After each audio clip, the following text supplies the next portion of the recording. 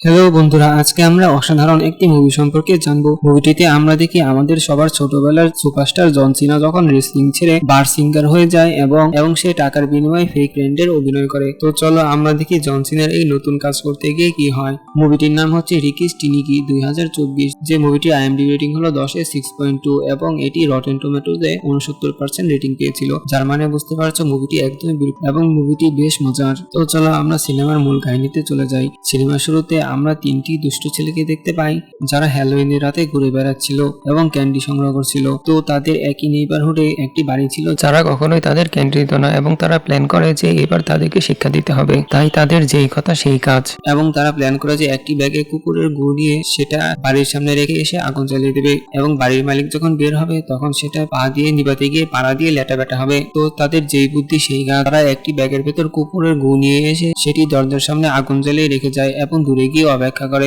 যে কখন বাসা থেকে মালিক বের হবে এবং পাড়া দিয়ে আগুন নিভাতে গিয়ে গু দিয়ে লেটা বেটা হবে। কিন্তু সমস্যা হয় সেই বাড়ি থেকে কেউ বের হয় না এবং আরো উল্টো বাতাসে আগুন ছড়িয়ে যেতে থাকে এবং পাশে রাখা হ্যালোইন উপলক্ষে কাকতারত আগুন ছড়িয়ে যায়। আগুন বড় হয়ে যাওয়া শুরু করে এবং পারলে বাড়িতেও ছড়িয়ে যাবে। তো ছেলেরা সেটা থেকে ভয় পেয়ে যায় এবং চলে আগুন নিভাতে। তারা আগুন নিভানোর জন্য বাতাস দেয় এবং সেই বাতাসে আগুন আরো বড় হয়ে যায়। তো সেখানকার এক শিশু বলে যে 911-এ কল করতে। তাদের যে লিডার ছিল সে উল্টো বলে, ডুড তুমি অনেক ওভার রিয়েক্ট করছো, এই আগুন এমনি নিভে যাবে। কিন্তু যখন থেকে আগুন নিচ্ছে না তখন সেই বলে আমাদের 911-এ কল করতে হবে। এবং তারা যাওয়ার সময় একটি জ্যাকেটে রিকিস টিনিকি নাম লিখে যায় যাতে সেখানে পুলিশ এসে চিন্তা করে রিকিস টিনিকি নামে এই কাজটি কেউ করেছে এবং তাদেরকে ট্রেস না করে। তো এভাবে তারা পার পেয়ে যায় এবং তারা এই বুদ্ধি খাটিয়ে আরো অনেক আকাম করে এবং তার নাম দেয় রিকিস টিনিকি। এটি তাদের অভ্যাস হয়ে যায়। পরের সিনে আমরা দেখি তারা সবাই বড় হয়ে গেছে, তাদের বউ বাচ্চা আছে, কিন্তু তাদের মধ্যে একটি জিনিস রয়ে গিয়েছে, তা হলো বন্ধুত্ব এবং তারা একে অপরের খুবই ক্লোজ। তো সেখানে এসটি আসে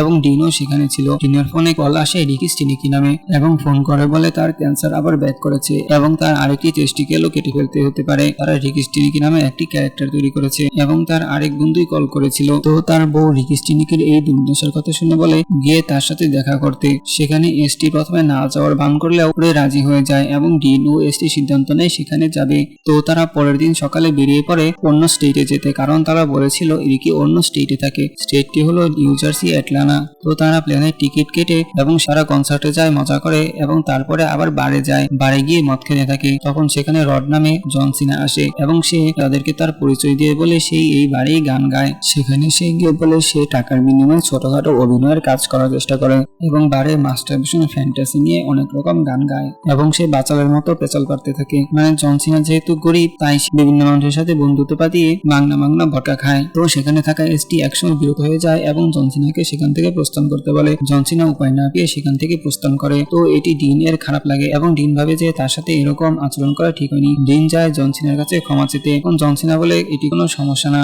এবং তখনই জন সিনা দেখে দুইজন লোক তার সাথে দেখা করতে এসেছে। তো জন সিনা ভাবে এগুলো কে না কে। জন সিনা ভয় পেয়ে পালিয়ে যায় এবং ডিনকে বলে এরা হলো আমার কেজি ফ্রেন্ডস যাদের থেকে সে পালিয়ে থাকার চেষ্টা করছে এবং ডিনকে একটি কার্ড দেয় যে প্রয়োজনে তার সাথে যোগাযোগ করতে।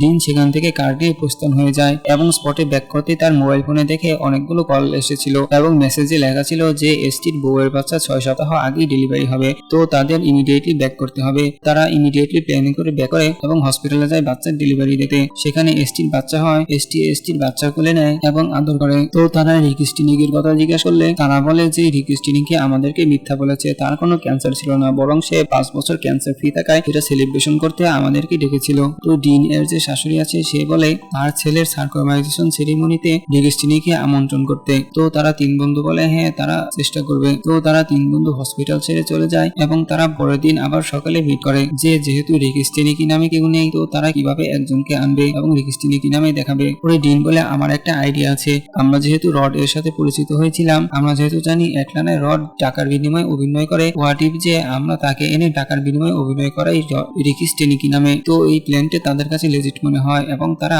সেটাই করার সিদ্ধান্ত নেয়। তো আমরা দেখতে পাই জন সিনা বিভিন্ন রকম চরিত্রে গান গাচ্ছে। তো সে সেখানে মাস্টারবেশন নিয়ে অনেক গান গায়। তো সেখানে গান গায় ও baby I must bet everyday, baby I must bet everyway. তো সে ব্রিটিশ স্পিয়ার সেজে পারফরমেন্স করে নিচে নামছিল। তখনই রেস্টুরেন্টের একজন লোক বলে সেই দুই লোক তার জন্য আবার এসেছিল তাকে খুঁজতে। জন সিনা শুনে ভয় পেয়ে যায় এবং পর্দার আড়াল থেকে দেখে সে পালানোর সিদ্ধান্ত নেয়। সে রেস্টুরেন্টের শেফের রুমের ভেতর ঢোকে এবং তার ভেতরের জানলা দিয়ে পালিয়ে যায়। সেখান থেকে লাফ দিতে গিয়ে তার বিয়ারের বোতলও ভেঙে যায়। সে আর কি করবে, সে রাস্তার উপর পড়া বিয়ারটুকু চেটে চেটে খায়। তখনই তার কাছে কল আসে, যেটি ছিল ডিন এর। ডিন বলে, তোমার জন্য একদিন একটি কাজ আছে, তুমি কি সেটি করতে পারবে? রড বলে, দাঁড়াও, আমি স্কেজুয়াল থেকে জানাচ্ছি। সে জানায় যে হ্যাঁ, তার স্কেজুয়াল ফ্রি আছে। তো পরের সিনে আমরা দেখি ডিন এরসলি একটি নিউজ করছিল। এই সাংবাদিক তার একটি নিউজ করতে হচ্ছিল, যেখানে একটি গল্ফ ক্লাবে একটি রাজাহাঁস গল্ফের সাদা বলকে ডিম ভেবে সেখানে 7 দিন ধরে তা দিচ্ছে এবং সেখান থেকে ওঠে না। সেখানে ডিন যাওয়ায় ডিনকে সে বলে, আমার জার্নালিস্ট হয়ে আজই আজে বাজে খবর সংগ্রহ করতে হচ্ছে। ডিন তখন বলে, এটাকে আমি এখনই উঠিয়ে ফেলতে পারবো। তাই ডিন তার কুকুরকে ছেড়ে দেয় রাজহাঁসকে উঠানোর জন্য। কুকুর রাজহাঁসকে গিয়ে খেদাতে শুরু করলে রাজহাঁস আরো উল্টো কুকুরের বেল ধরে তাকে পানিতে নিয়ে যায় এবং সেখানে প্রায় ডুবিয়ে মেরে ফেলার চেষ্টা করে। ডিন এটা দেখে পানিতে নামে এবং তার কুকুরকে জানে বাঁচায় এবং পরে সেই হাঁস উঠে আবার সেই গল্ফ বলে তা দিতে শুরু করে। তো আমরা এয়ারপোর্টে 3 বন্ধুকে দেখতে পাই, যেখানে তারা জন সিনাকে রিসিভ করার জন্য গেছে এবং জন সিনা এয়ারপোর্টে এসেছে। তো সেখানে জন সিনা বমি করতে থাকে এবং জন সিনা খারাপ অবস্থা দেখে তারা জিজ্ঞেস করে। জন সিনা বলে, সে যেহেতু নেশা করা ছেড়ে দিয়েছে তাই তার এমন অবস্থা হয়েছে। তখন জন সিনা নেশা না করার জন্য তার শরীর খিঁচানো শুরু করে। তো তখন তার লেদার মানিব্যাগ দেয় কামড়ানোর জন্য, সেটা কামড়িয়ে জন সিনার একটু নিস্তার হয়। তো তখন দেখা যায় জন সিনা আবার তার প্যান্টে প্রস্রাব করে দিয়েছে। এটা সম্পর্কে জিজ্ঞেস করলে জন সিনা বলে, তোমরা যা ভাবছো এটা তা না, এটা শুধু প্রস্রাব। তো তারা গাড়ি দিয়ে এয়ারপোর্ট থেকে যাচ্ছিল। সেখানে তাকে বলা হয় যে তাকে অর্ধেক অ্যাডভান্স পেমেন্ট দিবে এবং অর্ধেক পেমেন্ট তার কাজ শেষ হওয়ার পরে দিবে। তো সে ওয়াস্পের বাড়িতে থাকার সিদ্ধান্ত নেয়। তো তাদের বেবির সার্কুমাইজেশন সেরিমনি শুরু হয়ে যায় এবং এইদিকে আমরা দেখি রড ও ওয়াস্প সেখানে যাওয়ার জন্য প্রস্তুতি নিচ্ছে। সেখানে রাবি যে সার্কুমাইজেশন করাবে তার সাথে এসটি এবং ডিন গল্প করছিল। তো রড ও ওয়াস্প সর্বশেষে একবার প্রস্তুতি নিয়ে সেখানে পরে ডিন এর শাশুড়ি বলে যে রিকিস্তিনিকি নামে কেউ আসলে আসবে না, তাই না? কারণ রড এর শাশুড়ি সন্দেহ করতো যে রিকিস্তিনিকি নামে কেউ নেই এবং এটিকে তাদের বানানো গল্প মনে করতো। ডিন বলে, না, রিকিস্তিনিকি আসলে পার্টিতে দেরি করেই আসে, ওরা নিশ্চিত যে ও অবশ্যই আসবে। তো সেখানে সারপ্রাইজ দিয়ে রিকিস্তিনিকি ও ওয়াস্প এসে পড়ে। রিকিস্তিনিকি একাই পার্টি মাতিয়ে রাখে। সেখানে সেই গ্র্যান্ড একটা এন্ট্রি করে, সবার সাথে হাই ফাইভ দেয় এবং কুলাকুলি করে তার বন্ধুদের সাথে এবং তাদের আচরণ দেখে মনে হয় তারা সেই ঘনিষ্ঠ বন্ধু। তো সেখানে রিকি ডিন এর বউয়ের সাথে এবং এসটির বউয়ের সাথেও পরিচিত হয় এবং সেখানে ডিন এর বউয়ের কাজিন ছিল যার নাম ছিল কার্লি। কার্লিকে বলে, Carly let down your hair. Carly এই কথা শুনে জন সিনার প্রতি ইনস্ট্যান্টলি পটে যায়। তো জন সিনা সবার সাথে হ্যাং আউট করতে থাকে এবং পার্টি জমিয়ে রাখতে শুরু করে। তো সেখানে জন সিনা এসটির বসের সাথেও দেখা করে, এসটির বসের সাথেও কথা বলা শুরু করে। সেখানে সে মাতব্বরি করে বলা শুরু করে যে তাদের অঙ্গরাজ্যে এরকম ভালো বিজনেসম্যান আছে, এই রাজ্যে তেমন কিছুই নেই এবং এই রাজ্যে অনেক বিজনেস ফার্ম ব্যবসা নামে প্রতারণা করে। যা শুনে বস রেগে যায় এবং জন সিনা বলে, এই চুল আপনার নাকি লাগানো? এসটির বস বলে, না, অবশ্যই এই চুল আমার। তো সেখানে সেই বস তার ব্যবসায়িক জ্ঞান সম্পর্কে রিকিস্তিনিকে অনেক কিছু জিজ্ঞেস করে। রিকিস্তিনিকি চাতুরতার সাথে সেই উত্তর দিতে সক্ষম হয় এবং এটা দেখে বস এর বউ ও রিকিস্তিনিকের প্রতি ইমপ্রেস হয়ে যায়। তো সেখানে জন সিনা যখন বাইরে হ্যাং আউট করছিল তখন এসটির বউ আসে তার সাথে পরিচিত হতে এবং এসটিকে পরীক্ষা করতে তাকে বিভিন্ন রকম কঠিন প্রশ্ন করে। এসটি প্রথমে সেই প্রশ্ন এড়িয়ে যাওয়ার চেষ্টা করলেও উপায়ন্ত না পেয়ে সে সেই কঠিন প্রশ্নগুলোর উত্তর দেয় এবং এসটি শাশুড়ি মুখ বন্ধ করতে সক্ষম হয়। তো সেখানে আমরা একটি মোটা দেখে একজন অভিনেতাকে দেখতে পাই, তো যার সাথে রিকি একসময় কাজ করেছিল। তো রিকি তাকে এখানে দেখে ভয় পেয়ে যায় এবং পালায় এবং ডিনকে গিয়ে বললে ডিন তাকে এক রুমে লুকায় এবং তারা চিন্তা করে সেই লোককে কেটামিন খাওয়িয়ে গান করবে। তারা পার্টিতে উপরের তলায় খেলার ভান করে এবং সেখানে ওই লোক আসায় তাকে বাদামের সাথে ওষুধ খাওয়ানোর চেষ্টা করে। 2টি থ্রো করে বাদাম দেয় এবং তৃতীয়তে ওষুধ মিলতে চেষ্টা করে। তো তখন সে যে বাদাম খেতেই যাচ্ছিল তখন সেখানে হঠাৎ করে রাব্বি এসে সেই বাদাম খেয়ে ফেলে। যেহেতু সেটার স্বাদ অন্যরকম ছিল, সে বলে, আমার মনে হয় আমি একটি খারাপ বাদাম খেয়েছি। তো সেই রাব্বি যখন ছেলের সার্কুমেশন করাতে যায় তখন তার ওষুধ কাজ করা শুরু করে এবং রাব্বি মিসপ্রোনাউন্স করতে থাকে শব্দ এবং সে উল্টাপাল্টা কথা বলতে থাকে এবং রাব্বি অচেতন হয়ে পড়ে অর্ধেক সার্কুমেশন করিয়ে। তো তখন জন সিনা এসে বলে, আমি বুঝতে পারছি সে কে, সে আমার সাথে কাজ করলেও সে আমার পরিচয় সম্পর্কে তেমন কিছুই জানে না, তাই কোনো অসুবিধা নেই। তো তখন কার্লি বলে, জন সিনা তুমি যেহেতু অনেক কিছুই পারো তো মনে হয় জন সিনা এই সার্কুমেশন করাতে পারবে। জন সিনা উপায় নিয়ে পেয়ে সেখানে যায়। সেখানে এসটি তার বেবিকে হসপিটালে নিয়ে যেতে চায় কিন্তু রিকি এই সার্কুমেশন করাতে সফল হয়, যা দেখে সবাই সেখানে রিকির প্রতি অনেক ইমপ্রেস হয়ে যায় এবং খুশি হয়ে যায়। এসটি তার সন্তানের সার্কুমেশন সফল হয়েছে, হাফ ছেড়ে বাঁচে। তো তখন পার্টি শেষে জন সিনা বাড়ি চলে যায়। ওরা তাকে বলে তার সাথে সবাই সময় উপভোগ করেছে। কার্লি আবার বলে, জন সিনা তুমি এক রাত থেকে যেতে পারতে। জন সিনা বলে আমি এক রাত থেকে যেতে পারলে খুশি হতাম কিন্তু আমার বাধ্য হয়ে চলে যেতে হচ্ছে। ডিন বলে সে নাইরোবিতে কিবুলার জন্য কাজ করবে। তো তারা 3 বন্ধু খুশি হয়ে তাকে বাকি টাকাও পেমেন্ট করে দেয় এবং রিকি তাদের থেকে বিদায় নিয়ে চলে যায়। তো আমরা পরে দেখতে পাই সন্ধ্যায় 3 বন্ধু মিলে বারে যায় এবং তারা সিদ্ধান্ত নেয় তারা আর জীবনেও এই রিকিস্টিনি চরিত্র নিয়ে প্লট করবে না। এটি এখানেই শেষ। তো আমরা দেখতে পাই 2 বন্ধু একই অফিসে কাজ করে। তারা যেদিন অফিসে যায় এবং তারা বসের সাথে বৈঠক করছিল, তখন বস বলে সেই রিকিস্টিনিকে জবে রিক্রুট করেছে। তারা এটা শুনতে পেরে অবাক হয়ে যায় এবং আকাশ থেকে পড়ে। তারা দেখে রিকিস্টিনিকি অফিসে জয়েন করতে এসেছে। তো সেখানে এসটি ও ডিন যায় এবং সেখানে বলে, এসো কি, তুমি এখানে চাকরি কিভাবে পেলে? তোমার তো কোনো যোগ্যতাই নেই। এবং তারা বলে তাকে চাকরি থেকে রিজাইন করতে। আমরা তোমাকে আর এখানে চাই না, আমরা তোমাকে কাজের জন্য এনেছিলাম এবং কাজ শেষ, তো তুমি চলে যাও।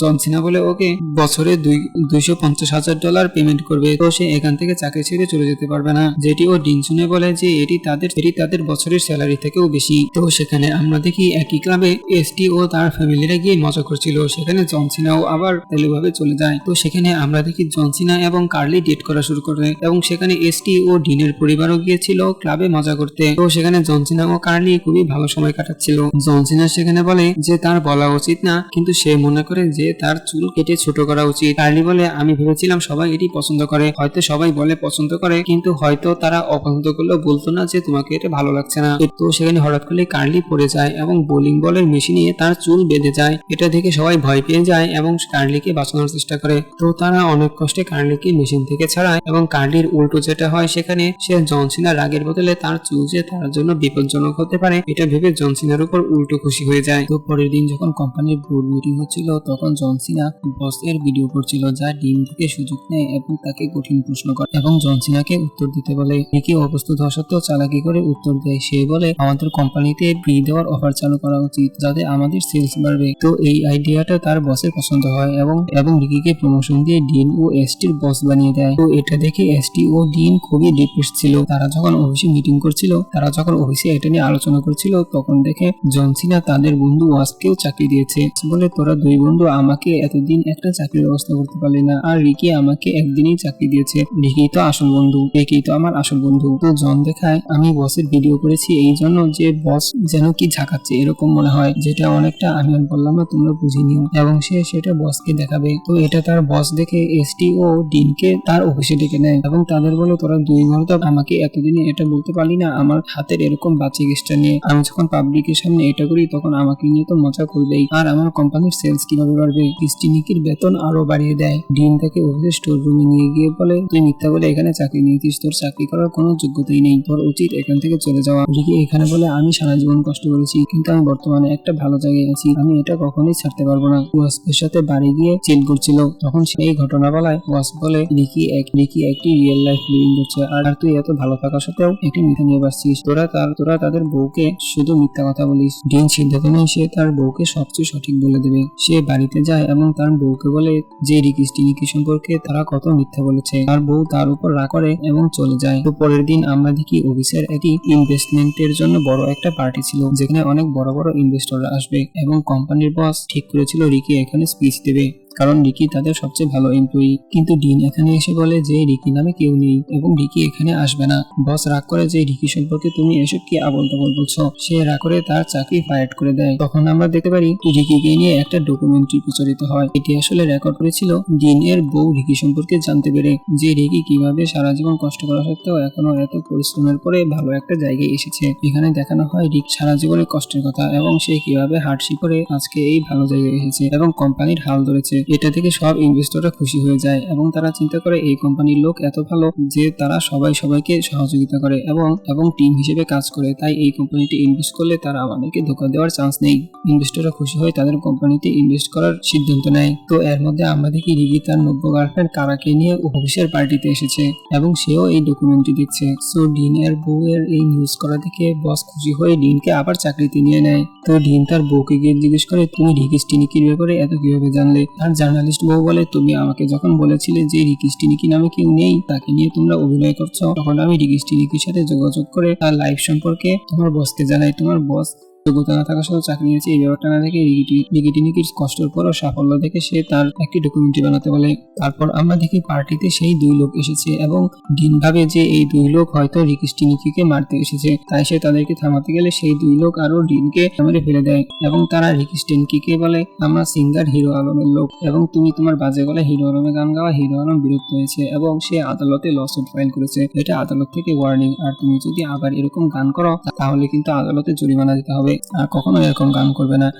নিকি জানতে পেরে বলে, আচ্ছা আচ্ছা আর গান করবো না, আর গান করার আমার দরকারও নেই, আমি সরি বলছি।